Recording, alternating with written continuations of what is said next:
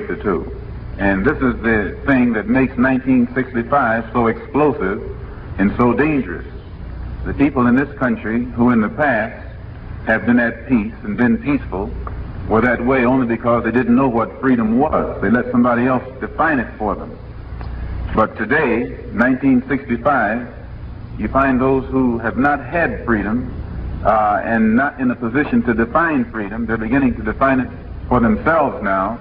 And as they get in a position intellectually to define freedom for themselves, they see that they don't have it. And it makes them less peaceful or less inclined toward peace.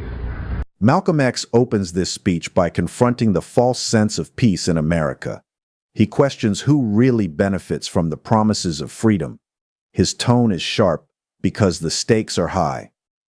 What he describes in 1965 still hits today: inequality, frustration, and the urgency to act. As the speech continues, he turns up the pressure.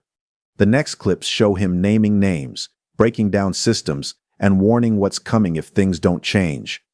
So, in discussing this topic tonight, prospects for freedom in 1965, I think we have to go back at least 12 years or 10 years to the time when the struggle of the black man in America began to be projected into the limelight, not only in this country but throughout the world. It started primarily with the Supreme Court decision, so-called desegregation decision, and I should say so-called desegregation, so-called decision, because there has been some doubt as to what they really handed down.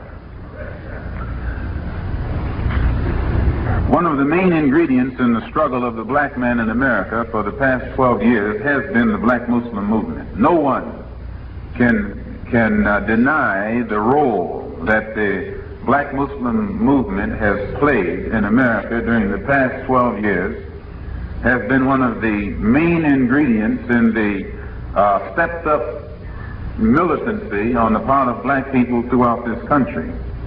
No matter what direction the black Muslim movement itself was headed in, no matter what its own organizational philosophy was, and no matter what other people thought about it, no matter what their personal opinions were of the black Muslim movement, still it cannot be denied that that movement, because of its uncompromising stand and uncompromisingly militant approach to things, forced other civil rights organizations to be more militant than